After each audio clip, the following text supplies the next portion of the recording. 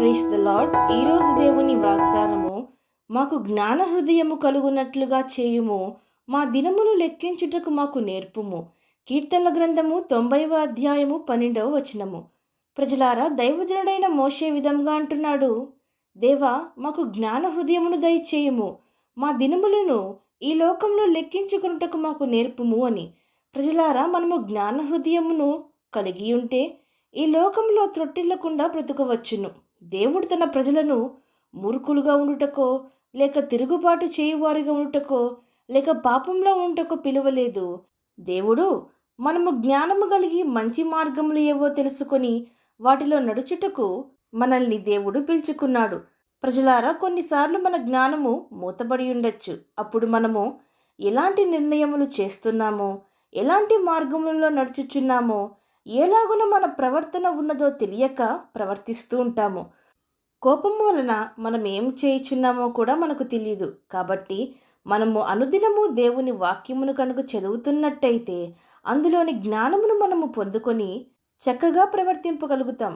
ప్రజలారా, ఈ లోకపు జ్ఞానము ఈ లోకము వరకే పనికొచ్చును. అనగా పనులు జరిగించుటకు, చదువుకొనుటకు, ఈ జీవన విధానమును గడుపుటకు, మరి ఇతర కార్యముల కొరకు పనికొచ్చును. అయితే దైవికమైన జ్ఞానము అది దేవుని దగ్గర నుండి వచ్చును. అది మనల్ని నూతన వ్యక్తులుగా మార్చును. ఈ లోకంలో దేవునితో సత్సంబంధం కలిగినుటకు, సహవాసము కలిగినుటకు, జీవితంలో త్రొట్టిల్లకుండా ఉండుటకు, కుటుంబములు కట్టబడుటకు, జీవితంలో ఫలించుటకు, ఏ మోసపు క్రియలకు చోటియకుండా ఉండునట్లు, ఎవరి చేతులు మోసపోకుండా ఉండుటకు, ఆధ్యాత్మికంగా బలపడుటకు దైవిక జ్ఞానము తోడ్పడును. దైవిక జ్ఞానము క్రీస్తును గూర్చిన జ్ఞానమును మనకు తెలియజేయును. అదేమనగా, మనము ఈ లోకంలో ఉన్నవారము కాము, మనకు ఈ లోకము తగదు. ఇందులో మన జీవితము తాత్కాలికమే. ఈ లోకంలో మనము కేవలము యాత్రికుల వలె ఉన్నాము. మనకు శాశ్వతమైన రాజ్యము, శాశ్వతమైన లోకము, పరలోకము. అందులోనే నిజమైన జీవితము, ఆనందము ఉన్నది. అందులో ప్రభువుతో యుగయుగములు తరతరములు గడుపుదుము. ప్రభువే నిజమైన దేవుడు. ఆయన మాత్రమే సజీవుడైన దేవుడు. ఆయన మాత్రమే మనల్ని రక్షించే దేవుడు. నరకంలో అహర్నిశలు అల్లాడే అగ్నిగుండంలో పడకుండా కాపాడిన ప్రభువు అన్న జ్ఞానము మనకు తెలియజేయును. ప్రజలారా, దైవజనుడైన మోషే విధంగా అంటున్నాడు, మా దినములు లెక్కించుటకు మాకు నేర్పుము దేవా. ప్రజలారా, మనము కూడా తెలుసుకోవలను. మనము జన్మించి ఇన్ని సంవత్సరములైనది ఏమి సాధించాము? క్రీస్తు కొరకు ఈ లోకంలో ఏమి సాధించాము? కనీసము ఆయన కొరకు సాక్షులుగా జీవిస్తున్నామా? ఆయన రాకడ అతి త్వరలో ఉన్నది గనుక మనము భక్తిలో పరిపూర్ణమవ్వాలి, సిద్ధపడాలి. సంవత్సరములు గడిచిపోతున్నాయి.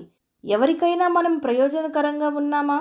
ఏదైనా గురి గమ్యము ఉన్నదా?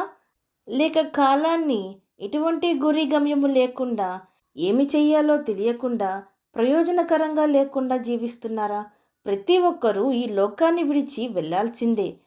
అయితే దానికంటే ముందు ఆ పరలోక రాజ్యము చేరాలంటే ఈ లోకంలో మనము సిద్ధపడి క్రీస్తు కొరకు చేయవలసిన అనేక కార్యములు ఉన్నవి.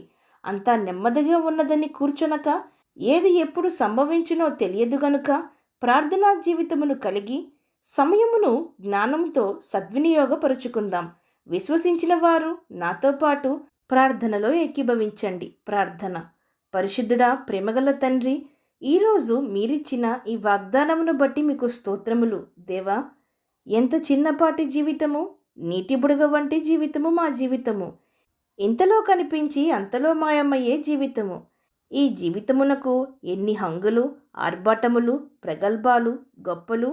దేవా, ఏది ఉన్నా లేకున్నా క్రీస్తునందలి విశ్వాసము, జ్ఞానము, భయము కలిగి ఈ లోకంలో ఉన్నన్ని రోజులు తండ్రి, భయముతో వణుకుతో మా రక్షణను కొనసాగించుటకు, అలాగుననే ఏది మంచో, ఏది చెడో, ఏది దేవుని సంబంధమైనదో, ఏది అపవాది సంబంధమైనదో, ఏది వెలుగు సంబంధమైనదో, ఏది చీకటి సంబంధమైనదో ఎరిగి జాగ్రత్తగా జీవితమును మీ కృపలో జీవించుటకు మా ప్రతి ఒక్కరికి నీ సహాయము దయచేయమని ప్రార్థిస్తూ, సమస్త మహిమాగంతులు మీకే చెల్లిస్తూ ప్రభువైన యేసుక్రీస్తు నామం పేరట అడిగి వేడుకొంచున్నాం పరమ తండ్రి.